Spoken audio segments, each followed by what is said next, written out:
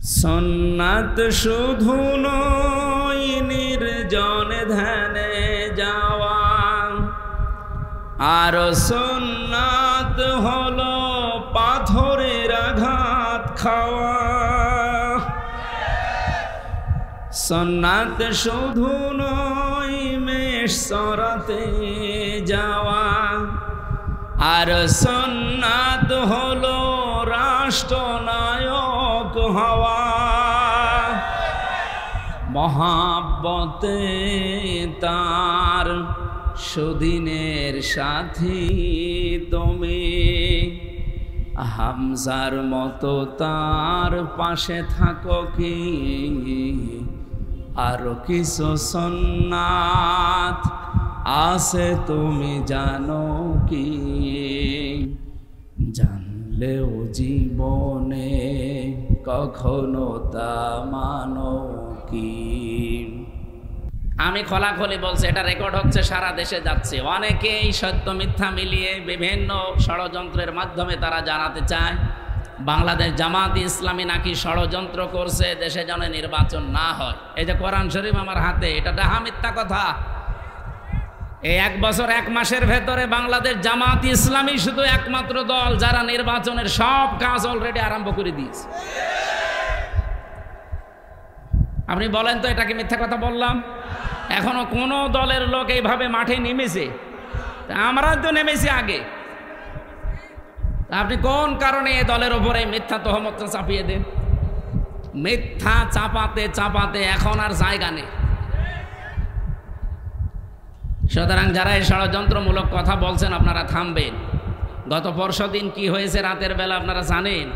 গোপন সংবাদ এদেশে যা আরম্ভ করেছেন, আপনাদের 1 বছর 1 মাসের তালিকা কিন্তু বিশ্ব আন্তর্জাতিক মোড়ল যারা অনেকেই পেয়েছে হাতে, তারা আপনাদেরকেও দিতে চাচ্ছে না। আর মিথ্যা তহমত আমাদের ওপরে যা লাগিয়েছেন, এই কয়েকদিন ধরে যেটা চলছে, বিশেষ করে চরমপন্থার সাথে মৌলবাদ নাম দিয়ে এদেশের মুসলমানদেরকে অনেকেই এখনো পর্যন্ত কালার করার চেষ্টায় আছে এই বিশ্বের মোড়লদের কাছে। আমি খোলাখুলি বলছি, এ কথাটা ওনার না, যে বলেছে তার নাম নিলাম না, এ কথা দাদাদের। দাদারা শিখিয়েছে এতদিন খনি হাসিনাকে, ওই কথা এখন শেখাচ্ছে অনেককে। ওনার মতো যদি আবার ফাঁদে পা দেন, উনি তো অন্তত শ্বশুর বাড়ি পেয়েছে, আপনার তো শ্বশুর বাড়ি এই দেশে, আপনি কি করবেন তখন? এজন্য কারো কালো ফাঁদে পা দেওয়া যাবে না, চিন্তা ভাবনা করে। শেষে আপনারাও পাবেন না, ইসলামের হাতেও দিলেন না। শেষ পর্যন্ত এটা দেখবেন সাদা চামড়া যারা, তারা অন্য একটা ব্যবস্থা করে ফেলবে। এখন তো অন্তত দাড়ি রাখতে সুযোগ পাচ্ছে, নামাজ পড়তে যেতে পারেন মসজিদে। আমরা বাদ দিয়ে যদি অন্য কেউ শকুনের মশা এসে এই জায়গাটা দখল করে আবার একবার নিতে পারে না, তখন মসজিদেও যেতে পারবেন না, কপাল থাপড়িয়ে মরবে। আশা করছি রেকর্ড হচ্ছে বলে সারা দেশে যাবে, আমি সতর্ক করলাম, এটা আমি গোপনে জানি। আল্লাহ আমাদেরকে সব কিছু থেকে হেফাজত করুন। আমাদেরকে নির্বাচিত করেছেন কে বলেন? কি হওয়ার জন্যে? উম্মত, নবীজির উম্মত। যেহেতু আর 1-1.5 ঘন্টা 2 ঘন্টা পরে আরম্ভ হবে তার জন্মের মাস রবিউল আওয়াল, আমি এই সংক্রান্ত বিষয়গুলো সামনে এনে আজকে কথা বলতে চাই ঘন্টাখানিক। থাকবেন তো ইনশাল্লাহ? এখানে একেবারে নিস্তব্ধ হয়ে যাবেন, ভালো করে শুনবেন। যে আল্লাহ আমাদেরকে অন্তত এই গুরুত্বপূর্ণ একটা মাসে, সফর মাস শেষের দিকে রবিউল আওয়াল আসতেছে, তিনি আমাদেরকে কোরআন কেন্দ্রিক জীবন গঠন করার জন্য, রসুলের সুন্নাহ কেন্দ্রিক জীবন গঠন করার জন্য আজকের এই আয়োজনে হাজির হওয়ার তৌফিক দিয়েছে। এখানে দল মত নির্বিশেষে সবাই আছি আমরা। আমাদের পরিচয় এখন একটাই, আল্লাহর বান্দা, রসুলুল্লাহর উম্মত। আর অন্য কোনো পরিচয় আছে? ওগুলো সব বাদ দেন। যে আল্লাহ আমাদেরকে সত্যিই বাড়ি থেকে পর্যন্ত নিয়ে এসে বসিয়ে রেখেছেন। আমি আসার সময় আমার পা দেবে যাচ্ছিল, তার মানে জায়গাটা এখনো ভেজা, কাদা, নিচ দিয়ে এখনো পর্যন্ত ঠান্ডা উঠতেছে। বৃষ্টি কখন নেমে যায় এখন তার গ্যারান্টি নেই। এই জন্য আমরা খুব তাড়াতাড়ি করব। খুশি হয়ে বলেন আলহামদুলিল্লাহ। দরুদ আর সালাম পাঠ করার মাধ্যমে আজকে আমরা আরম্ভ করছি রবিউল আওয়াল, রবিউল শব্দের শাব্দিক অর্থ হচ্ছে বসন্ত। আওয়াল মানে প্রথম, প্রথম বসন্ত। বসন্ত কি খারাপ? এটা আসলে সব সজীবতা ফিরে পায়। এ পৃথিবী ঠিক ওই রকম অকেজো হয়ে গিয়েছিল। রব্বুল আলামিন বলেন, লাকাদ মান্নাল্লাহু আলাল মুমিনিনা ইয বাআসা ফীহিম রাসূলাম মিন আনফুসিহিম ইয়াতলু আলাইহিম আয়াতিহি ওয়া ইউযাক্কিহিম ওয়া ইউআল্লিমুহুমুল কিতাবা ওয়াল হিকমা ইলা আখির আয়াত। আজ ওপেন বলছি, আজ যত রকমের কথা বিভিন্ন রাজনৈতিক দল, বিশেষ করে বাংলাদেশে যারা দিন কায়েম করতে চান, তাদের ওপরে আপনারা ছড়িয়ে দেন, তাদের ওপরে আপনারা বসিয়ে দেন, তাদের ওপরে আপনারা চাপিয়ে দেন। তাদেরকে বলছি যে মানুষগুলো বাংলাদেশে বলেন আমরা নবীওয়ালা কাজ করি, এই বাংলাদেশ সহ বিশ্বে নবীওয়ালা কাজ করছে যারা এই 4টা কর্মসূচি হাতে নিয়েছে। এক নম্বরে ইয়াতলু আলাইহিম আয়াতিহি, যারা আল্লাহর আয়াত তেলাওয়াত করে মানুষকে শোনায়। আরে ভাই, আমি তো নিজে সাক্ষ্য দিচ্ছি, এতদিন তো ওইভাবে অ্যাক্টিভ ছিলাম না। জেল থেকে বের হয়ে অ্যাক্টিভ হয়ে দেখলাম বাংলাদেশ জামাত ইসলামী এবং ইসলামী ছাত্র শিবির আর ইসলামী ছাত্রী সংস্থা, এই 3টার ভেতরে আমি শুধু পেয়েছি তারা কোরআন তেলাওয়াত করে আগে মানুষকে শোনাবে। এটা প্রথম কর্মসূচি। এটা শোনাতে হলে নিজের যোগ্যতা লাগবে। এই জন্য তাদের 15টা পয়েন্ট প্রতিদিন লেখা লাগে। তার প্রথম পয়েন্টে আপনি কোরআন শরীফ কয় আয়াত পড়েন, বুঝে পড়েন না আন্দাজে পড়েন, ওইটাও আবার লেখা লাগবে। হাদিস আপনি কয়টা পড়েন, বুঝে পড়েন না ব্যাখ্যা সহ পড়েন না আন্দাজে পড়েন, ওইটাও লেখা লাগবে। আরও তো 13টা বাদ দিলাম। আপনি এই 2টায় ধরেন, নবীওয়ালা কাজ করতে হলে অবশ্যই আপনাকে কোরআন জানা লাগবে। এক কথা বলেন না কেন? বাংলাদেশ জামাত ইসলামীতে যোগ দিতে হলেই আপনাকে যদি আস্তে আস্তে উপরে উঠতে হয়, মাস্ট বি কোরআন জানা লাগবে। জামাতের কোনো রকম হয়েছে কোরআন পড়তে পারে না, আপনি বাংলাদেশ পুরাটা যদি দেখাতে পারেন, আমি ওয়াজ বাদ দিয়ে দেব। আমি নিজে তো সারা দেশে গেছি, আমার নিজের জেলা থেকেও বলছি। আমার মতো আমির হামজা, আমি হাফেজ, কোরআনের ওপর আমার অনার্স মাস্টার্স করা। আমার রকম হতে গিয়ে যিনি দায়িত্বে এসেছিলেন ঢাকা থেকে 120টা প্রশ্ন করেছি। আমার মতো মানুষ 120টা প্রশ্ন, কোরআন কেন্দ্রিক প্রায় 20টা, পরিবার নিয়ে 20টা। এতদিন পর্দার ওয়াজ করেছি, কিন্তু খাস পর্দা কি এটা আমি নিজেও ওভাবে মানতাম না। অক্টোবরের 13 তারিখে রোকন হওয়ার পর থেকে আমি বাস্তবে দেখেছি যে পর্দা কি জিনিস আর কেন করা লাগে। জামাত ইসলামীর কথা আমি এই জন্যে বলছি, বাংলাদেশে 73টা সংগঠন আছে, দল আছে।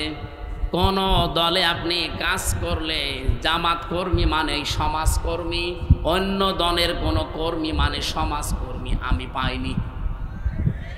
কিন্তু জামাত ইসলামের কর্মী হতে হলে আপনাকে আগে সমাজকর্মী হওয়া লাগবে। এটা বানিয়ে বললাম? আপনি সারা বাংলাদেশে 56,000 বর্গ মাইলে যেখানে জামাত কর্মী দেখবেন, সে শুধু কর্মী না, আর দেখবেন সে সমাজকর্মী। তার যতটুকু ইনকাম আছে ওই টাকা দিয়ে হলেও, দলীয়ভাবে হলেও, এলাকার মানুষকে নিয়ে হলেও সে সামাজিক কোনো কর্মকাণ্ডের সাথে দেখবেন লেগে আছে। এই জন্যে আমরা গ্যারান্টি দিতে পারি বাংলাদেশে জামাত ইসলামীতে ছোট থেকে বড় পর্যন্ত যারা আছে কেউ সাদাবাজি করে না। রবিউল আউয়াল মাসের যে 12টা শিক্ষা বলছিলাম না, তার একটা শিক্ষা আছে। আমরা শেষ পর্যন্ত ঘন্টাখানিক কথা বলতে চাই, থাকবেন তো? গুরুত্বপূর্ণ কিছু তথ্য নিয়ে আসবো ইনশাআল্লাহ। আমার ভাইরা, খুব অল্প সময়ের ভেতরে যেহেতু কথা শেষ করা লাগবে, নবীওয়ালা কাজ করতে হলে 4টা কর্মসূচি হাতে নেওয়া লাগে। 1 নাম্বারে আপনি আল্লাহর আয়াত তেলাওয়াত করে মানুষকে শোনাবেন, দাওয়াত দেবেন। এটা জামাত ইসলামীর ভেতরে আমি পেয়েছি। এই জন্য নবীওয়ালা কাজ যদি কেউ করে তাহলে দেশে জামাত ইসলামী করছে। 2 নাম্বারে ওয়াইযাক্কিহিম, তারা পবিত্রকরণ। এই যে সংস্কার বলছেন, এটা এই শব্দ থেকে নেওয়া। সংস্কার তো 1 বছর 1 মাস হয়ে গেল, যা আশা করেছিলাম কিছুই হয়নি।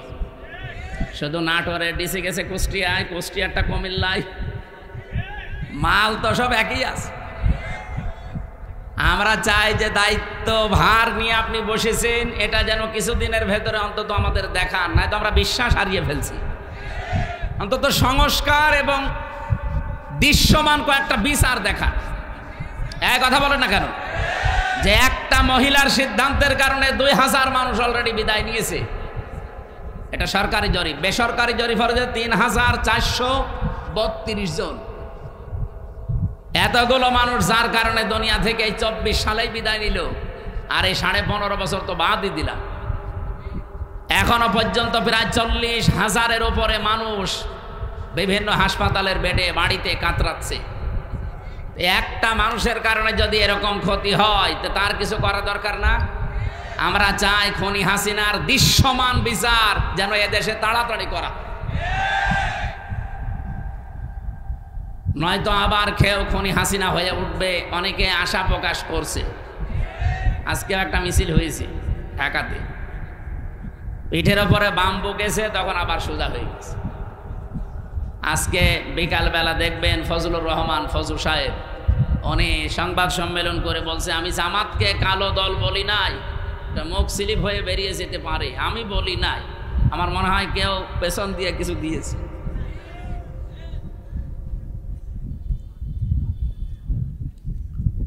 আমার ভাইরা, আমি শুধু ইঙ্গিত দিয়ে গেলাম। কোরআনে কারিমে এরকম 4টা জায়গায় 4টা আয়াত একই রকম শুধু শব্দ হেরফের করা আছে।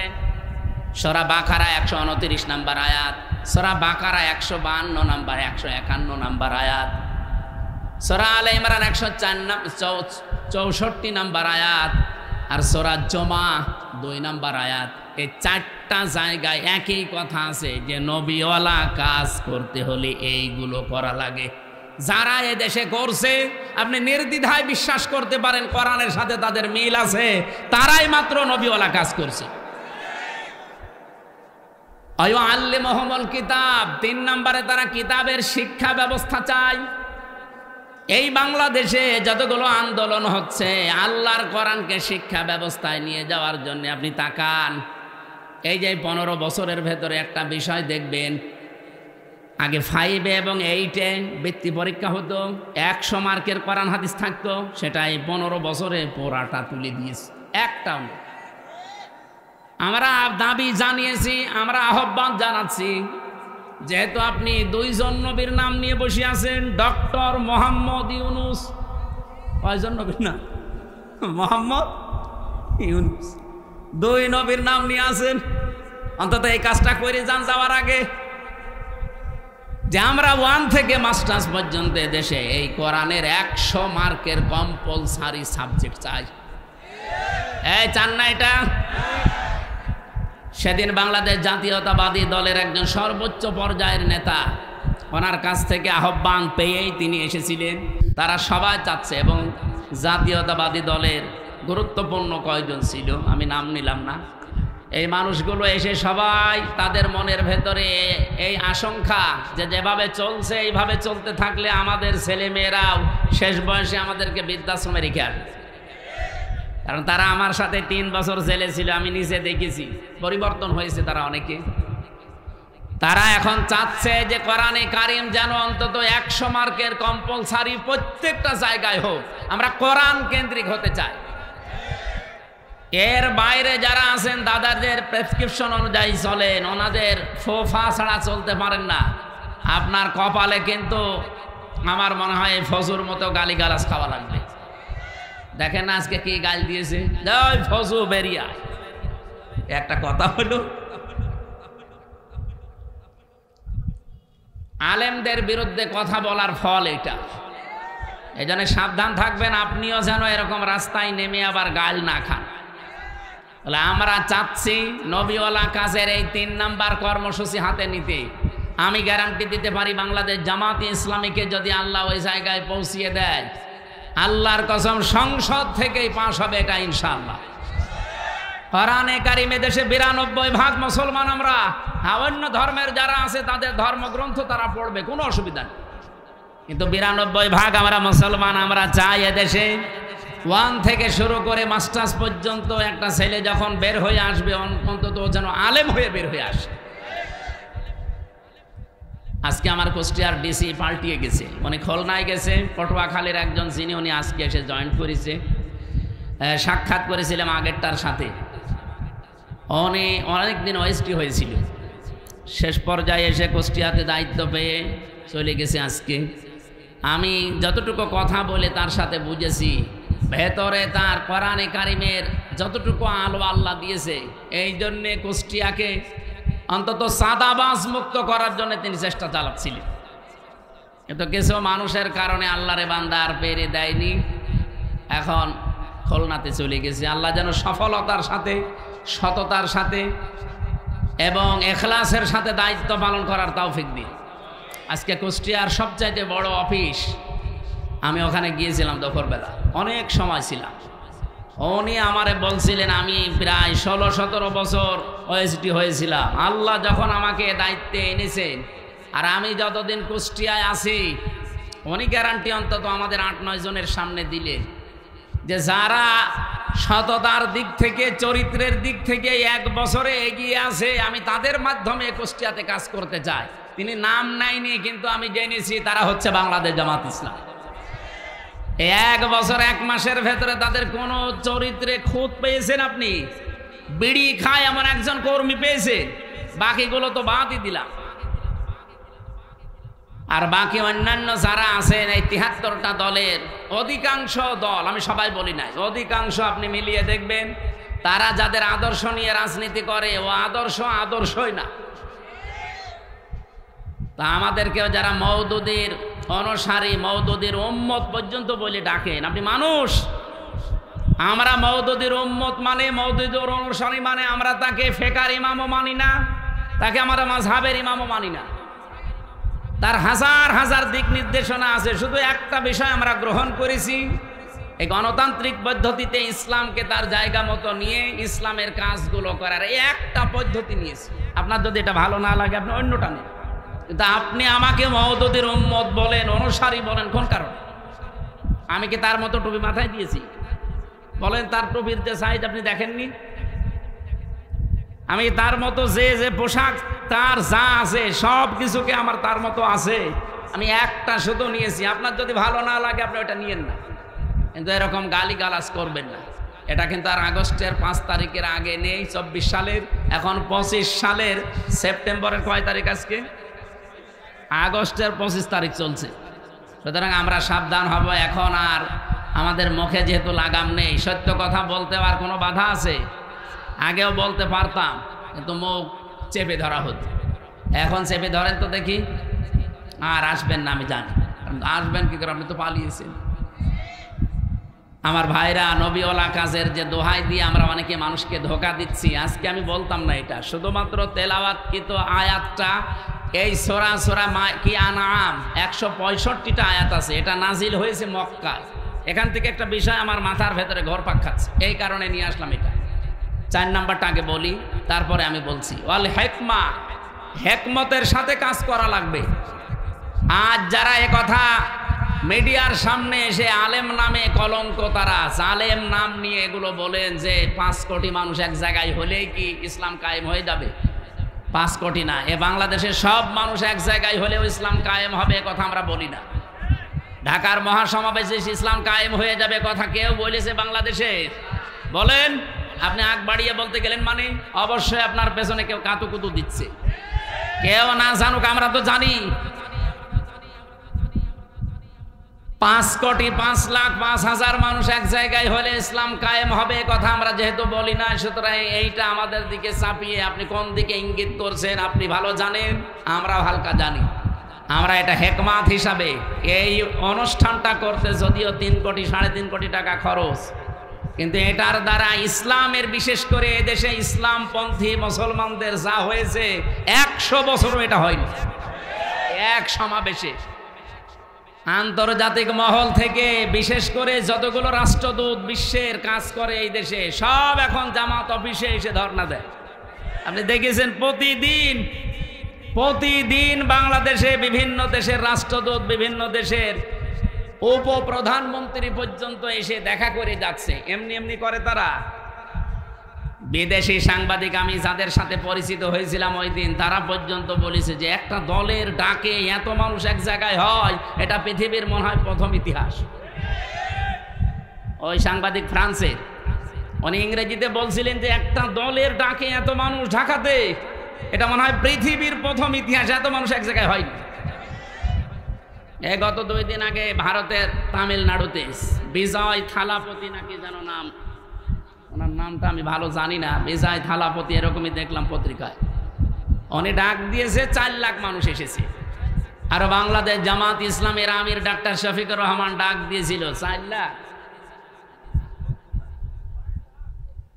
আমার মনে হয় গণনার বাইরে। তাই আপনি কি মনে করছেন যে এই সমাবেশ যদি বাংলাদেশের আর 73টা দল আছে, যে কোনো দলকে করতে দেন তো 3 কোটি টাকা না, আমি 30 কোটি টাকা তাদেরকে বলবো খরচ করতে, তাও তারা এর অর্ধেক মানুষ নিয়ে আসতে পারবে। কারণ আমরা যারা এদেশে জামাত ইসলামী থেকে ওই জায়গায় গিয়েছিলাম, এটা ইবাদত মনে করে গিয়েছিলাম, এটা একটা হেকমা।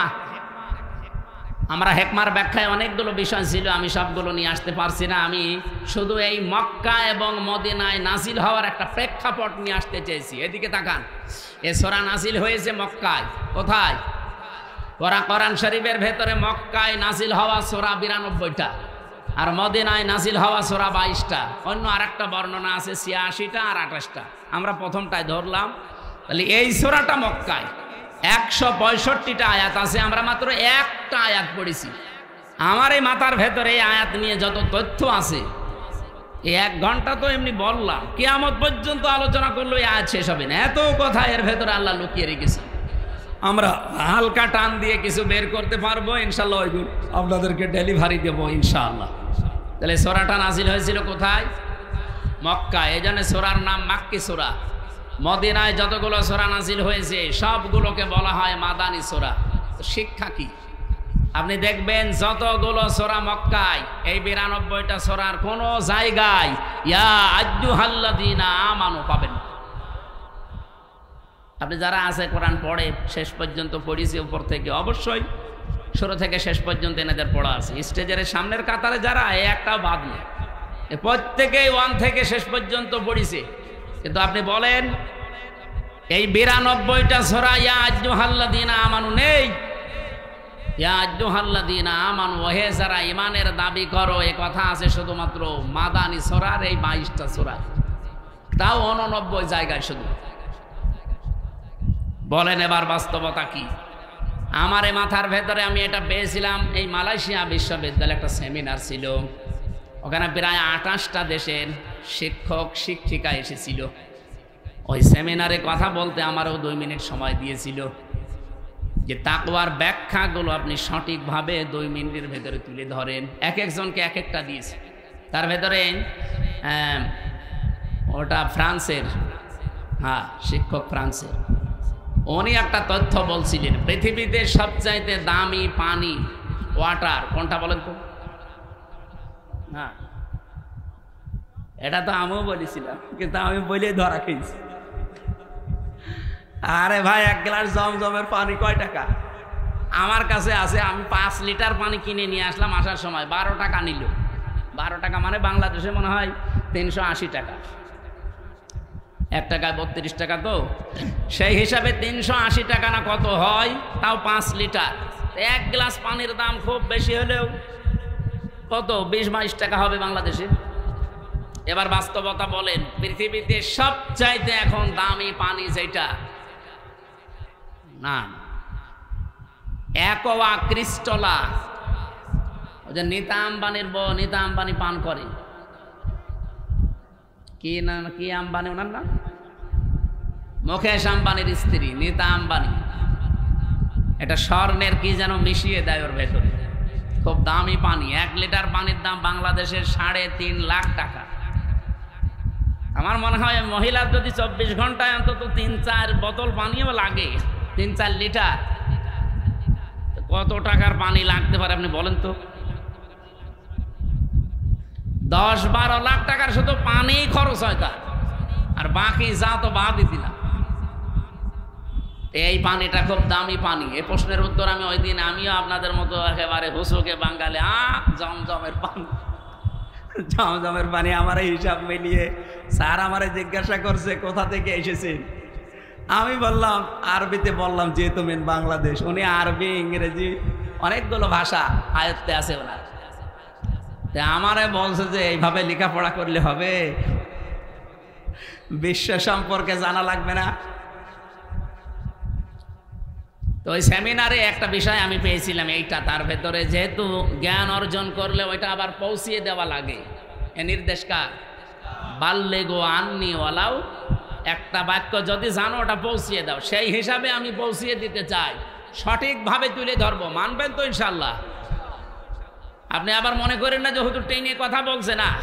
এই যে কোরআন শরীফ আমার সামনে, আল্লাহর কসম আমি যা শুনেছি বুঝেছি ওইভাবেই বলছি। বলেন 92টা সূরা আল্লাহ নাযিল করলেন মক্কায়, একটা জায়গায় ওই ইয়া আইয়ুহাল্লাযীনা আমানু বললেন না। বলেন তো মক্কায় কি ওই সময় ঈমানদার একটাও ছিল না? এক কথা বলেন না কেন? এই যে 13 বছর নবীজি মক্কায় ছিলেন, যতগুলো সূরা নাযিল হয়েছে একটা সূরায়ও আল্লাহ ইয়া আইয়ুহাল্লাযীনা আমানু বলেননি।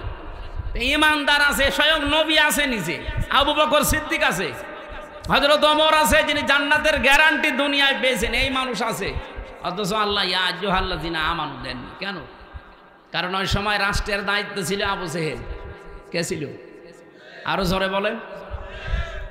এই মানুষগুলোই মক্কা থেকে মদিনায় হিজরত করে সেখানে মাত্র 10 বছর রাষ্ট্রের নায়ক হচ্ছেন মুহাম্মাদুর। এই জন্যে আমার গজলের ভেতরে শেষ কলি এইটা ছিল, শুধু মেষ চড়ানোই সুন্নত না, রাষ্ট্রনায়ক হওয়া সুন্নত। কি কথা বলেন না কেন? সুন্নাত নয় শুধু মেষ চড়াতে যাওয়া, আরো সুন্নাত হলো রাষ্ট্রনায়ক হওয়া। উনি রাষ্ট্রনায়ক ছিলেন না? কয় বছর?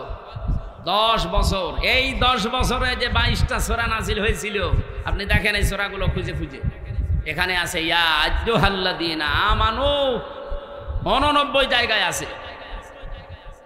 স্যার আমাকে ওই যে ডক্টর নোমান আলী খান ছিলেন আমেরিকার, উনি আমারে বলছিলেন উপস্থিত সবাইকে, আমিও তার ভেতরে শ্রোতা, এই জন্য আমি বলছি আমাকেই বলিস। এইভাবে বলছিলেন, দেখেন মক্কায় দায়িত্বে আছে আবু জেহেল, ইসলাম কায়েম নেই রাষ্ট্রীয়ভাবে। এই জন্য এত বড় বড় মানুষ সেখানে ইমানদার থাকার পরও আল্লাহর দৃষ্টিতে আল্লাহ ইয়া আইয়ুহাল্লাযীনা আমানু বলেন।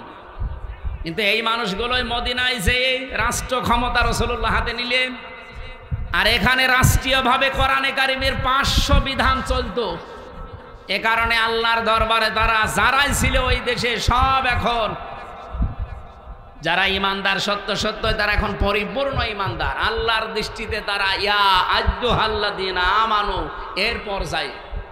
বাংলাদেশে যতদিন পর্যন্ত ইসলাম রাষ্ট্রীয়ভাবে কায়েম না হয়ে আবু জেহেল, আবু লাহাব, উতবা, সাইবার মতো মানুষেরা দেশে দায়িত্বে থাকবে, আপনি যত বড়ই পাগড়ি মাথায় দেন আর যত বড়ই নবীওয়ালা কাজ করছি বলে নিজেকে প্রচার করেন, আল্লাহর দৃষ্টিতে আপনি 100 ভাগ ইমানদার হতে পারবেন না। 100 ভাগ ইমানদার হওয়া যায় তখন যখন এই বিধান 500 আছে শরীয়তের বিধান। কয়টা? এগুলো রাষ্ট্রীয়ভাবে চলবে। আর রাষ্ট্রীয়ভাবে চললে যে কি শান্তি পাওয়া যায়, আমি তো নিজে বিভিন্ন দেশে যাই, চোখে দেখে আসি। আপনি আফগানিস্তানে যান, মনে হবে একটা মিনি জান্নাতে আছি। আরে ভাই, খালু খেলেই ভালো থাকা যায়, আপনার নিরাপত্তা লাগবে না। আপনি আল্লাহর আইনের বিরুদ্ধে অবস্থান নিয়ে নিজেকে প্রচার করেন, ভয় পান না। এই জন্য কোরআন জানিয়েছে ওয়া কাইফা আখাফু মা আশরাকতুম ওয়ালা তাখাফুনা আন্নাকুম আশরাকতুম বিল্লাহ মা লাম ইউনাজ্জিল বিহি আলাইকুম সুলতানা ওয়া কাইফা আখাফু, আমি কেমন করে ভয় করব?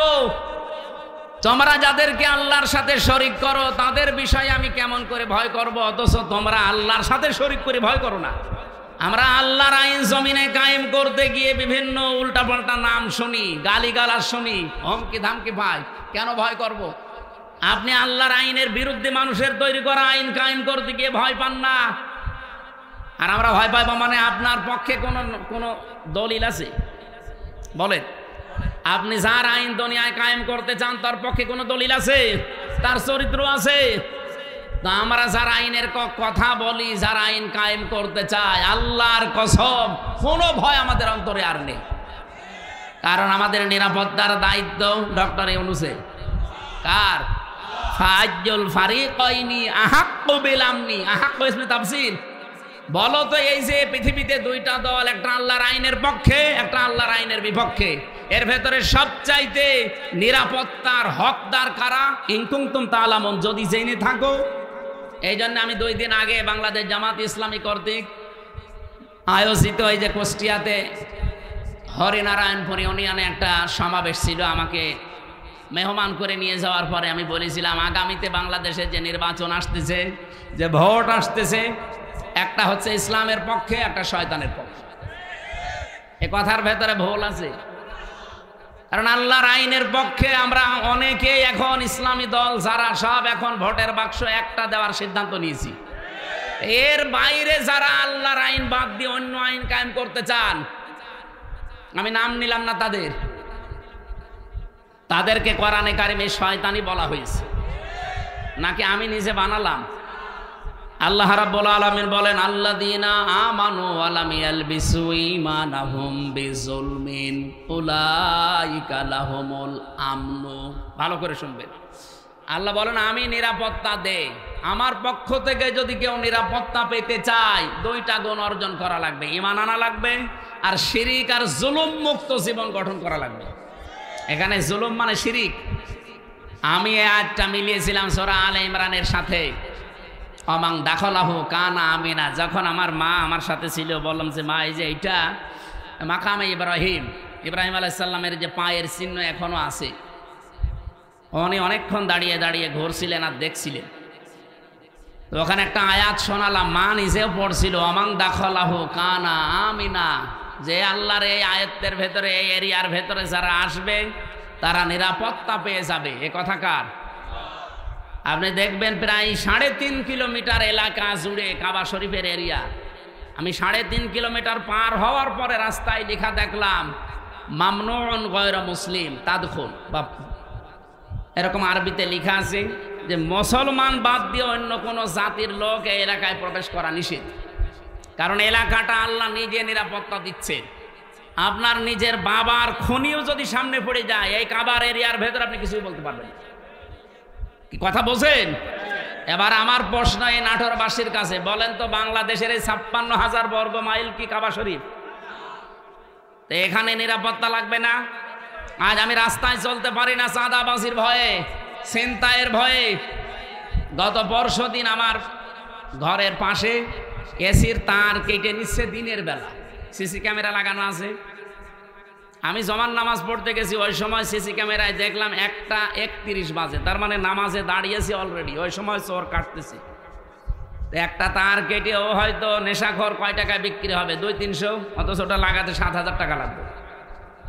ও কাটতেছে, আমি 30 সেকেন্ডের ভিডিও ওসি সাহেবকে বললাম এই যে দেখেন তো।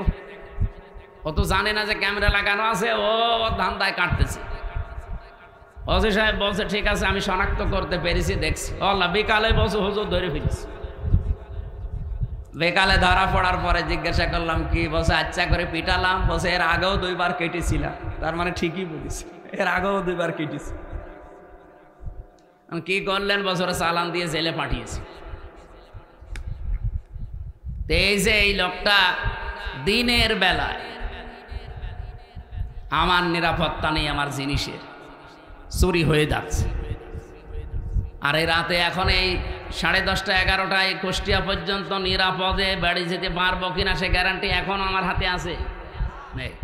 তাহলে এই 56,000, এখান থেকে কুষ্টিয়া মাত্র 60 কিলো এই জায়গা থেকে, তাহলে 56,000 বর্গ মাইল, প্রায় 1250 কিলোমিটার এদিক ওদিকে, এত বড় বিশাল এরিয়া, কাবা শরীফের মতো নিরাপত্তা দেওয়া লাগবে না? এটা তো ডক্টর ইউনূসই পারবে নাকি? বলেন বলেন। আল্লাহ রাব্বুল আলামিন বলেন উলাইকা লাহুমুল আমনু। এই যে উলাইকা দিয়েছে, এই বাংলাদেশের 56,000 বর্গ মাইলের দিকেই মনে হচ্ছে আল্লাহ এভাবে আঙ্গুল দিয়েছেন। এই মানুষগুলোই নিরাপত্তার হকদার, যদি তারা সত্যি ঈমান আনতে পারে নির্ভেজাল ভাবে, আর তারা ঈমানের সাথে জুলুমকে, তার মানে শিরিককে মিশ্রণ না করে, বাংলাদেশে নিরাপত্তার সাথে চলতে হলে দেশ শিরিক মুক্ত করা লাগবে। যত শিরিক পৃথিবীতে আছে 120 প্রকার পর্যন্ত আমি পড়েছি। সবচাইতে বড় শিরিক হচ্ছে আল্লাহর আইনের সাথে শিরিক করা। সুতরাং এই দেশে আমরা আল্লাহর আইনকে যারা প্রতিষ্ঠা করতে চায় তাদের জীবন শিরিক মুক্ত। আল্লাহর আইনের বাইরে অন্য কোনো আইন, যারা বাবার আইন, স্বামীর আইন, চাচার আইন, দাদার আইন, ব্রিটিশের আইন কায়েম করতে চান, আপনি শিরিক করছেন। আপনি নিরাপত্তায় থাকতে পারবেন না। আমাদের নিরাপত্তা তো মাস্ট বি আছে। আমরা মরে গেলেও শহীদ, বেঁচে থাকলেও গাজী। এরকম একটা শপথ বাক্য নিয়েই দুনিয়ায় বেঁচে আছি। বলিন্না সলাতি অনুসুকি অমাহইয়া অমামাতি লিল্লাহি রাব্বিল আলামিন। নবী আপনি বলেন আমার নামাজ, আমার কোরবানি, আমার বেঁচে থাকা, আমার মরে যাওয়া সব আমি আল্লাহকে দিয়েছি। এই কথা বলেই কিন্তু রাস্তায় আসা লাগে। যারা শপথ বাক্য পাঠ করে রকম হতে হলে এ আয়াত পড়ায় না। যারা পড়িয়েছে আপনি জিজ্ঞাসা করেন, আমারে তো পড়িয়েছে, আমারে আমিরে জামাত জেলখানায় পড়িয়েছে। বলছে এখানে পড়িয়ে দিলাম, বাইরে যেয়ে নতুন করে ঝালাই করবা। এসে আমি আবার এই 7-8 মাস পড়াশোনা করে পরীক্ষা দিয়ে ঝালাই করে আমাদের কেন্দ্রীয় মেহমান মোবারক ভাই এসে আমারে বলছি, বলো কলিন্না সলাতি। অথচ এই আয়াত সেই ছোটবেলা থেকে পড়ছি। তো ওই দিন পড়ার পর থেকে একটা আলাদা জিনিস আল্লাহ আমাকে দান করেছে। বলেন সুবহানাল্লাহ। আমার ভাইরা, আমি যে কথাটা তুলে আনতে চেয়েছিলাম, বাংলাদেশে এই 54 বছরে এখনো পর্যন্ত আল্লাহর বিধান একটাও চলছে না। সুতরাং আল্লাহর দৃষ্টিতে আমরা এখনো পরিপূর্ণ কামেল মুমিন হতে, আপনি জোর করে দাবি করলেও হবে না। এটা তো বলা লাগবে কোরআন আর হাদিসের দৃষ্টিতে। 92টা সূরাতে আল্লাহ ডাক দিলেন না, অথচ মক্কা ইমানদার ছিল, কিন্তু দায়িত্বে ছিল আবু জেহেল। কে ছিল? কিন্তু মদিনায় যাবার পরে আল্লাহর বিধান কায়েম করে দায়িত্বে ছিল রাসূলুল্লাহ। তাহলে বাংলাদেশেও রাসূলুল্লাহর খাঁটি উম্মত যারা আল্লাহর আইন চায়, সৎ লোকের, এই বিধানগুলো দিয়ে 500 আইন যেদিন বাংলাদেশে কায়েম হবে, সেই দিন এই দেশের মানুষ বুক ফুলিয়ে বলতে পারবে আমি ইমানদার। তাদেরকে আল্লাহ ডাক দেবেন, ইয়া আইয়ুহাল্লাযীনা আমানু। আমার কথা মনে হয় আমি অল্প সময় হলেও বোঝাতে পেরেছি। তাহলে এই দেশে ইমানদার হয়েও যদি এখন মারা যেতে চান, পরিপূর্ণ কামেল মুমিন ইমানদার, তাহলে এই দেশে ইসলাম কায়েমের আন্দোলন করা নফল না ফরজ? আরো জোরে বলেন। সবাইকে আল্লাহ আমার এই কথা শোনার পরে নিয়ে আসবে, বিষয়টা এমন না। সূরা শুরার শেষের দিকে আছে 13 নম্বর আয়াতে আল্লাহ পাক বলেন, আনা কিমুদ্দিন ওয়ালা তাতাফাররাকু ফি। দিন কায়েম করো, এ বিষয়ে কোনো মত পার্থক্য, ফতোয়াবাজি, মতবিরোধ করবা না। নবী আপনি এ কথা বললেই সবাই দলে দলে আসবে তা না। কাবুর আলাল মুশরিকিনা মা তাদউহুম ইলাই। আপনি যেদিকে মানুষকে ডাকেন দিন কায়েম করার জন্য, সবচাইতে বেশি খারাপ লাগবে কথাটা শুনলে মুশরিকদের। আমি কি বানিয়ে বললাম? কাবুর আলাল মুশরিকিনা মা তাদউহুম ইলাই। নবী যেদিকে ডাকেন মানুষকে, যে দিন কায়েম করা লাগবে, এটা ফরজ, সব নবী করেছে, সবাই আসবে না। মুশরিকদের কাছে সবচাইতে বেশি খারাপ লাগবে। তা আমরা দিন কায়েমের কথা বললে আপনি ট্যাগ দেন কোন কারণে? আপনি কি মুশরিক? আপনি মুশরিক না, আপনি আসতেও চান না কেন? সে কথাও আল্লাহ পরে শেষের দিকে দিয়েছে। আল্লাহু ইয়াজতাবি ইলাইহি মাইয়াশা ওয়া ইয়াহদি ইলাইহি মাইয়ুনিব। আল্লাহ যাকে ভালোবাসে, পছন্দ করে, শুধুমাত্র তাকে এই দিন কায়েমের জন্য মনোনীত করে। ওয়া ইয়াহদি ইলাইহি মাইয়ুনিব, এবং যে মন থেকে আল্লাহর দিকে ফিরে আসতে চায়। সুতরাং বাংলাদেশে এই 18 কোটি মানুষের ভেতরে গত পরশু দিনের একটা জরিপ বলছি, এখন প্রায় 7 কোটি 20 লাখ মানুষ অন্তত ডাইরেক্ট ইনডাইরেক্ট ভাবে দিন কায়েম হোক এটা চাচ্ছে। 18 কোটির ভেতরে 7 কোটি 20 লাখ। আমি আশা করছি আর 1 বছর যেতে দেন, যদি ডবলও হয়ে যায় তাও কত কোটি হবে? 14 কোটি 40 লাখ। বাকি যারা আছে কিয়ামতের আগেও আর আপনাদের আশা স্বপ্ন পূরণ হবে না। এই জন্যই ফজর মতো, হাবিবের মতো, হারুন ভাইয়ের মতো মানুষকে লাগিয়ে দিয়েছে। এরা এই 15.5 বছরে কোনোদিন এদের মুখে রাজাকার রাজাকার শুনি নাই, আল বদর মৌলবাদী শুনি নাই। হঠাৎ করে এদেরকে লাগিয়েছে এই কারণে। কারণ আমি নিজে তাদের সাথে দেখেছি, তো তারাই গোপন কথা আমারে বলে দিয়েছে। 3 বছর ছিলাম একাধারে, তাদের বহু গোপন কথা আমি জানি। এতদিন বলে না, এখন হঠাৎ করে এই ভাঙা মাইক বাঁচিয়ে বাংলার মানুষকে বিভ্রান্ত করতে চাচ্ছেন। তারা ভালোভাবে জানে যে যেভাবে আসতেছে মানুষ ইসলামের দিকে, একামতে দিনের দিকে, এভাবে যদি ঝুঁকতে থাকে, আর একবার যদি 300 এমপির ভেতরে 151 জন আল্লামা সাইদি সাহেবের মতো, মাওলানা নিজামের মতো, আলী হাসান মোহাম্মদ মুজাহিদের মতো মানুষ মাত্র 151 জন এবার চলে যেতে পারে, ওরা 5 বছর লাগবে না, 1 বছরে যা করেছে, আর ক্ষমতা হাতে পেলে 2 বছরে ওরা যা করবে কিয়ামত পর্যন্ত আমরা চেয়ারের মুখ দেখতে পাবো।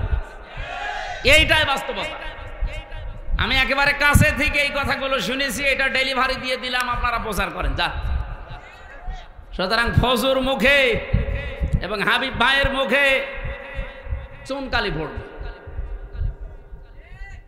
আজকে কয় তারিখ? 25। আর মাত্র 5 দিন পর একটা অনুষ্ঠান আছে আমার, এই যে মোলাডুলি পাশে, মোলাডুলের পাশে ঈশ্বরদী থানার ভেতরে। আল্লাহর ওলিরা না এটা বন্ধ করে দেবে, বলেন সুবহানাল্লাহ।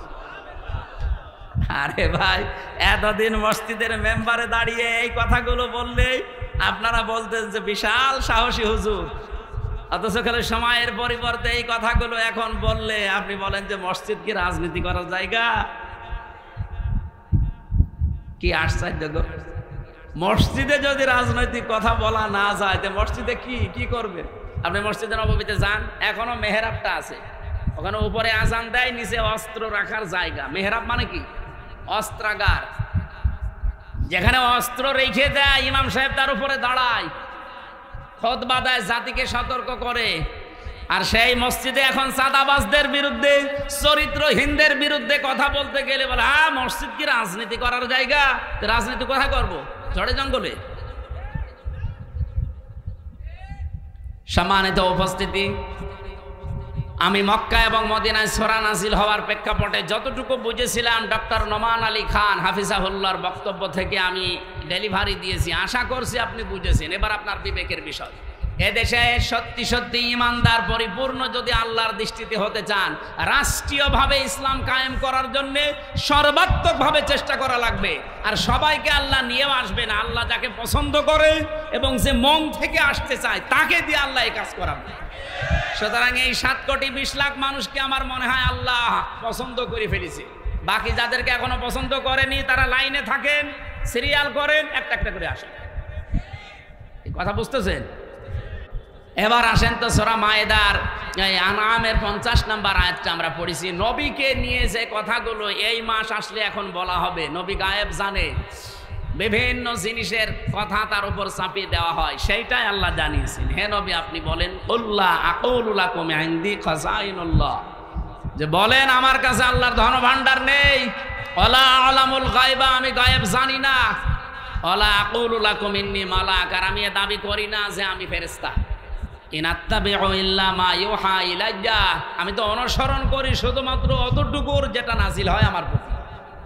বল হাল ইয়াস্তাবিল আমা ওয়াল বাসীর, নবী আপনি বলেন তো যারা হক এবং যারা বাতিল, যারা চক্ষুষ্মান যারা অন্ধ, এরা কি সমান? আফালা তাতাফাক্কারুন, এরপরও চিন্তা করবা না। এবার আসেন আমরা বাস্তবতায় যাই।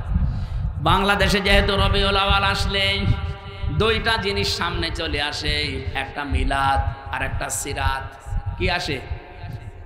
আমার 1 ঘন্টা হয়ে গেছে, শুরু করব? আরো 15-20 মিনিট বলতে চাই, থাকবেন? এই যে যারা উঠে যাচ্ছে এরা কি ওইগুলো নাকি? উঠেছেন না ভাই, অন্তত 10 মিনিট সময় দেন। আমারও সেই ফজরের পর থেকে আবার আরম্ভ অনুষ্ঠান, একেবারে সন্ধ্যা পর্যন্ত। এই জন্য অনুষ্ঠানগুলো এখন সব গুটিয়ে ফেলেছি, দূরের কোনো জেলায়ও যাচ্ছি না। নির্বাচনের আগ পর্যন্ত তো এই 5-7টা জেলায় আমি শেষ করতে চাচ্ছি। সারাদিন আমার সাংগঠনিক কাজ থাকে, আর এই মাগরিবের পর থেকে রাত 9টা 10টা 11টা পর্যন্ত আপনাদের সময় দিয়ে যাবো। পাবনা, নাটোর, ওদিকে মেহেরপুর, চুয়াডাঙ্গা, ঝিনাইদহ, রাজবাড়ী, এই শেষ। আর বাইরে যাবো না ইনশাল্লাহ। আমিরে জামাত আমাদের নির্দেশ দিয়েছেন যার যার এলাকায় কাজ করতে। আল্লাহ আমাদেরকে যেন ইখলাসের সাথে কাজ করার তৌফিক দেন, আমিন। এ মাস আসলে যেহেতু এই ভেজালগুলো আছে, এই জন্য নিরসন করছি। কি আসে বলেন তো? মিলাদ আর সিরাত। মিলাদ মাহফিল হবে না? 63 দিন ব্যাপী নবীর মিলাদ মাহফিল কারা যেন আয়োজন করেছে চট্টগ্রামে, 63 দিন। আর বাংলাদেশ জামাত ইসলামী চট্টগ্রামের চনতি ময়দানে আল্লামা সাঈদী যেটা করতেন, ওখানে 19 দিন ব্যাপী 19 জন আলেম প্রতিদিন যাবে। আমার 18তম দিনে দিয়েছে নবীজির রাজনৈতিক জীবন কেমন ছিল। আশা করছি ওখানে কথাগুলো সঠিকভাবে তুলে ধরতে পারবো ইনশাআল্লাহ, আপনারা দোয়া করেন। আজকে আমার বিষয়টা হচ্ছে মিলাদ এবং সিরাত, এই দুইটা শব্দ নিয়ে। অনেক মানুষ আছে বাংলাদেশে মিলাদ মানে সিরাত মানতে চায় না, অনেকে আবার সিরাত মানে মিলাদ মানতে চায় না। না, দুইটাই মানা রাখবে। মিলাদুন বিলাদুন থেকে এসেছে, এটা মানে জন্ম বৃত্তান্ত। মিলাদ মানে কি? নবীজির জন্ম থেকে আপনাকে 27টা শিক্ষা নেওয়া লাগবে, শুধু জন্ম থেকে। এবার তার সিরাত আরম্ভ হয়েছিল, এই সিরাত থেকে 12টা, আর এখান থেকে 27টা। আমি একটা প্রথমে দিতে চাই, দেখেন তো আপনি নিতে পারেন কিনা। এটা সিরাত ইবনে হিশামে এসেছে। বিশ্বনবী পৃথিবীতে আসার পরে তাকে যিনি কোলে তুলে নিয়েছিলেন দুধ দেওয়ার জন্যে, আমরা কয়েকজনের নাম জানি, তার ভেতরে অন্যতম নাম হচ্ছে হযরতে হালিমাতুস সাদিয়া। এর আগেও দুধ খাওয়িয়েছে সুয়াইবিয়া নামক একজন, কিন্তু এই যে হালিমাতুস সাদিয়া, ওনাকে বুকে তুলে নিয়ে দুধ দিয়েছিলেন প্রথম। সিরাত ইবনে হিশাম যিনি লিখেছেন, উনি বলেন ডান স্তন মুখে দেওয়ার পরে নবীজি মুখ বের করে নিলেন, বাম স্তন মুখে দেওয়ার পরে নবী মুখ, ডান স্তন দেওয়ার পরে তিনি দুধ খেয়ে আরম্ভ করলেন দুধ পান করা। বাম স্তন দেওয়ার পরে তিনবার তিনি মুখ বের করে দিলেন। হযরতে হালিমা বলেন, আমি মুখের দিকে তাকিয়ে দেখি চোখের ইশারা দিয়ে মোহাম্মদ আমাকে বসাতে চায়। মা হালিমা, জোর করেন কেন? ডান স্তন আমার ছিল, এটা তো আমি পান করেছি। বাম স্তন এটা আমার না, আমি জানি আপনার একটা সন্তান আছে ছোট, আমার আব্দুল্লাহ দুধ ভাই, এটা আমার দুধ ভাই আব্দুল্লাহর হক। আপনি জেনে রাখেন, দুনিয়ায় আমি ভাইয়ের হক নষ্ট করার জন্য আসি নাই, এসেছি ভাইয়ের হক ফিরিয়ে দেওয়ার জন্যে। বাংলার মুসলমানেরা যেই নবী এই রবিউল আউয়াল মাসে জন্ম নিয়ে মায়ের কোলে বসে ভাইয়ের হক নষ্ট করে না, ফিরিয়ে দেয়, সেই নবীর উম্মত এখন আমরা দাবি করছি। এ রবিউল আউয়াল মাস আসলে অনেকে সাদাবাজি থেমে নেই, অনেকের দুর্নীতি ঘুষ খাওয়া থেমে নেই। কিসের রবিউল আউয়াল পালন করেন আপনি, মিলাদ দেন। বহু মানুষকে আমি কুষ্টিয়ার কথা বলছি, আমি নাম নিলাম না, কুষ্টিয়াতে শুনেছি চাঁদার টাকা আদায় করে এনে মিলাদ দেয়। হ্যাঁ, আমি নাম নিলেও নিতে পারতাম। কুষ্টিয়া ওই যে চাউলের কাজ কারবার বেশি হয়, কুষ্টিয়া থেকে পোড়াদা পর্যন্ত যে বিশাল মার্কেট, বাংলাদেশের দ্বিতীয় মার্কেট বলা হয় এটা। এখানে অনেকেই দেখি, শুনছি, দেখছি, তারা চাঁদাবাজি করে আমাদের মতো হুজুরকে দিয়ে মিলাদ পড়াচ্ছে। এই রবিউল আউয়ালে পড়াবো, টাকা কিসে? চাঁদা। কি দিচ্ছে? তো মিলাদে আপনি কি বলবেন? মিলাদ মানে বিলাদ, বিলাদ মানে জন্ম বৃত্তান্ত। নবীর জন্ম বৃত্তান্ত থেকে তো প্রথমে এই শিক্ষা আপনাকে নেওয়া লাগবে যে নবীজি ভাইয়ের হক ফিরিয়ে দিতেন, আর আপনি ভাইয়ের হক আরো নষ্ট করছেন, মেরে খাচ্ছেন, আবার মিলাদ দিচ্ছেন তার নামে। আশা করছে আপনি থামবেন, এটা আপনার কানেও যাবে, ডাইরেক্ট না গেলেও ইনডাইরেক্ট আপনার কানে যাবে, আপনি থামবেন। 2 নম্বরের বিষয় পেয়েছি সিরাত। বিশ্বনবী মুহাম্মদুর রাসূলুল্লাহর জীবন চরিত্র, তার আদর্শ, এটাকে সিরাত বলা হয়। আমার প্রশ্ন, দুনিয়াতে বহু মানুষ শুধু নবীজির মিলাদ মেনেছে, বিশ্বাস করেছে, মহব্বত করেছে মিলাদকে, কিন্তু তারা জাহান্নামে গেছে শুধু সিরাত না মানার কারণে।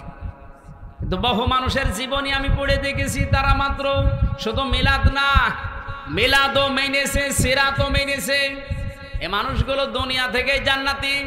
যেমন হযরতে আমির হামজা, হযরতে আব্বাস রাদিয়াল্লাহু তাআলা আনহুমা, 2 জনের কথা আপনি পড়া জীবনী পড়ে দেখবেন। তাদের পড়া জীবনে আমি পড়ে পেয়েছি, তারা মিলাদও বিশ্বাস করেছে, নবীর জন্ম, তারা সিরাতও মেনেছে। কি আমি বেশি বললাম? তারা মিলাদও মেনেছে, সিরাতও মেনেছে, 2 জনেই জান্নাতি। আপনি সিস্টেম অপর পৃষ্ঠায় দেখুন, আরো 2 জন চাচা আছে নবীর আপন চাচা, আবু লাহাব। আর আবু তালেব, এই দুইজন চাচা নবীর মিলাদ নিয়ে জন্ম নিয়ে খুশি ছিল, কিন্তু নবীর আদর্শ পেয়ে তারা খুশি হয়নি। এই জন্য দুইজনই জাহান্নামী। আমার মনে হয় যারা জ্ঞানী মানুষ বুঝে ফেলেছে। সুতরাং এই রবিউল আউয়াল আসলে শুধু মিলাদ নিয়েই খুশি থাকবেন। আপনি আর কি খুশি? আবু লাহাব নিজের বাড়ির কাছের মেয়ে লোক কিনা দাসীকে এই 2 আঙ্গুল দিয়ে আজাদ করে দিয়েছিল, এত খুশি হয়েছিল এই লোকটা। আপনি আর কয় টাকা খরচ করবেন না, 2 মণ মিষ্টি কিনবেন, আর ও নিজের কাজের মেয়েকে আজাদ করে দিয়েছে। এত খুশি হয়েছিল নবীর জন্মে, নবীর মিলাদে, নবীর জন্ম গ্রহণ করায়, কিন্তু নবীর আদর্শ মানে নাই, এই জন্য জাহান্নামী। এই জন্য কি? আর 2 জন চাচার কথা বললাম না, নিজে আমি আমির হামজার কবরের পাশে দাঁড়িয়েছিলাম, মনে হচ্ছে এখনো বসে আছে জিন্দা, কারণ শহীদরা মরে না। বলেন শহীদরা। এই হিসাবে বিশ্বাস করি বাংলাদেশ জামাত ইসলামীর যে 11 জন কেন্দ্রীয় নেতাকে ফাঁসি দিয়েছে, জেলখানায় হত্যা করেছে, প্রত্যেকটা শহীদ, কেউ মারা যায়নি, সবাই আল্লাহর জান্নাতের খাবার খাচ্ছে। কারণ তাদেরকে কেউ যদি বলে মরিয়ে গেছে, তার কবিরা গুনাহ হবে। ওয়ালা তাহসাবান্নাল্লাযীনা কুতিলু ফি সাবিলিল্লাহি আমওয়াতা, তোমরা কেউ ধারণাও করবা না, মুখে তো বলবাই না। ওয়ালা তাকুলু লিমা ইউকতালু, মুখে তো বলা যাবে না, ধারণাও করা যাবে না। এটা সূরা বাকারায়, সূরা আলে ইমরানে 2 জায়গায় আছে। মুখে বলা যাবে না, ধারণাও করা যাবে না যে শহীদ হয়েছে যারা মরে গেছে। আল্লামা শহীদ দেলাওয়ার হোসাইন সাইদি রহমতুল্লাহ আলাইহি, উনি কি মরে গেছে না শহীদ হয়েছে? বলেন বলেন। আল্লামা সাইদি তুমি মরনি, শহীদ হয়েছ তুমি এটাই জানি। বলেন বলেন। আল্লামা সাইদি তুমি মরনি, শহীদ হয়েছ তুমি এটাই জানি। কাবা শরীফের পাশে যে এই গজলটা যে বানিয়েছিল তাশরিফ, এই ছেলেটা ছিল আমার সাথে। আমার ছোট মেয়েকে কোলে নিয়ে ওই কাবার পাশে বসে বসে বলছিল। আমার মনে হচ্ছে যে কাবা শরীফে যে সাইদি সাহেব একবার ঢুকেছিল না, মনে হচ্ছে উনি ঢুকতেছে। কারণ শহীদ যারা হয় আমরা সবাই বিশ্বাস করি এরা মরে। আরো জোরে বলেন। এখন প্রশ্ন আসতে পারে, তাহলে শহীদ তো অনেকেই মরেছে, অনেকেই মেরে ফেলা হয়েছে, তাদেরকে অনেকে শহীদ বলতে চায় না। জিয়াউর রহমানকেও মেরে ফেলা হয়েছে, মুজিবুর রহমানকেও মেরে ফেলা হয়েছে, 2 জনকে মেরে ফেলা হয়নি। তবে আজ পর্যন্ত আপনি শুনেছেন কোনদিন যে শহীদ শেখ মুজিবুর রহমান? কেউ বলে। শহীদ জিয়াউর রহমান বলে। আমি আশা করব শহীদ জিয়ার যে আদর্শ ছিল, উনি যে মনোভাব নিয়ে রাজনীতি করতেন, বাংলাদেশে যারা বিএনপিতে আছেন তার মনোভাবে ফিরে আসেন। তিনি সারা জীবন ছিলেন ভারতের বিরুদ্ধে। আপনি তার জীবন পড়ে দেখেন, সারা জীবন তিনি ভারতের আগ্রাসনের বিরুদ্ধে ছিলেন। আর আপনি কি দল করেন যে দাদাদের কথা ছাড়া নড়তে পারেন? তার মানে আপনি ওনার আদর্শের ওপরে আর নেই। ওনার রাজনৈতিক জীবন একটু ভালোভাবে পড়ার আহ্বান জানাচ্ছি। আমরা যাকে মেনে চলছি, যার দেখানো পথে চলছি, শহীদ আল্লামা দেলাওয়ার হোসাইন সাইদি সারা জীবন ভারতের আগ্রাসনের বিরুদ্ধে কথা বলছে। বাংলাদেশ জামাত ইসলামীতে যারা আছে তাদের একই মনোভাব। আপনি দেখেন, কারো মাতব্বরি আমরা পছন্দ করি না। হ্যাঁ, আপনি বন্ধুত্বের হাত বাড়িয়ে দেন, প্রতিবেশী হিসাবে আমরা মেনে নেব। মাতব্বরি করবেন, ওটা আমরা মানি না। কথা বলেন না কেন? মাতব্বরি মেনে নেওয়া যদি মানুষের স্বভাব হতো, তাহলে সিঙ্গাপুর মেনে নিত। সিঙ্গাপুরের পাশে মালয়েশিয়া, 5 ডবল না, আমার মনে হয় সিঙ্গাপুরের চাইতে মালয়েশিয়া কমপক্ষে 50 ডবল বড় হবে। কারণ বাংলাদেশের এই নাটোর যত বড়, সিঙ্গাপুর এত বড় না। নাটোরে এ মাথা থেকে ও মাথা কত, 60-70 কিলো হবে না? 60-70 কিলোর বেশি হবে এ মাথা ও মাথা, অথচ সিঙ্গাপুর মাত্র 42 কিলো। তাহলে সেই হিসাবে বাংলাদেশে 64টা জেলা, নাটোর তো খুব বড় জেলা না, কুষ্টিয়া চাইতেও ছোট। সেই হিসাবে আমি বলছি যে সিঙ্গাপুরের চাইতে মালয়েশিয়া 50 ডবল বললে ভুল হবে, আরো বড়। কারণ মালয়েশিয়া বাংলাদেশের কমপক্ষে 7 ডবল, এর চাইতে 7 ডবল বড় বাংলাদেশের চাইতে। অথচ তার পাশে সিঙ্গাপুর ঠিক বন্ধুত্বের হাত বাড়িয়ে দিয়েছে। তাদের এরকম তার কাটা দেওয়া নেই। বন্ধুত্বের হাত বাড়াবেন আপনি, প্রতিবেশী তার কাটা দিয়ে রাখবেন কোন কারণে? বিশ্বের কতগুলো উন্নত দেশ ঘুরে আসলাম, যারা আজ বন্ধুত্বের হাত বাড়িয়েছে, প্রতিবেশী কই, তাদের তো তার কাটা নেই। আপনাদের সাথে আমাদের শত্রুতার কারণ এইটাই, আপনারা আন্দাজে নাক গলাতে চান। এটা যতদিন মেয়ে ছিল ততদিন আপনি পেরেছেন, এখন মেয়ে নেই আর পারবেন না। নতুন করে কাউকে জামাই বানাতে চাইলে আগে জামাই বানান, তারপরে। আর আমরা আপনার জামাই হব, কারণ আপনার সাথে আমাদের আত্মীয়তা করা যায় না। আপনার হচ্ছে বললাম না, মুসলমানি দেওয়া লাগবে। আমরা যে জাতি, আমাদের সাথে আপনাদের আত্মীয়তায় যেহেতু জায়েজ নেই, সুতরাং প্রতিবেশী যেভাবে থাকে ওইভাবে থাকে। আমরা আপনাদের বিরুদ্ধে যাব না, কিন্তু প্রতিবেশী যখন মালিকের স্রোত ধরবেন তখন সারা জীবন বিরোধিতা করা লাগবে। এই কারণে আমরা রাসূলুল্লাহকে শুধুমাত্র মিলাদে মেনে, সিরাতে না মেনে আবু লাহাব আবু তালেবের মতো হতে চাই না। আমরা হতে চাই আমির হামজা হযরত আব্বাস রাদিয়াল্লাহু তাআলা আনহুমা। মিলাদও মানতে চাই, সিরাতও মানতে চাই। সিরাত মানবেন কোথা থেকে?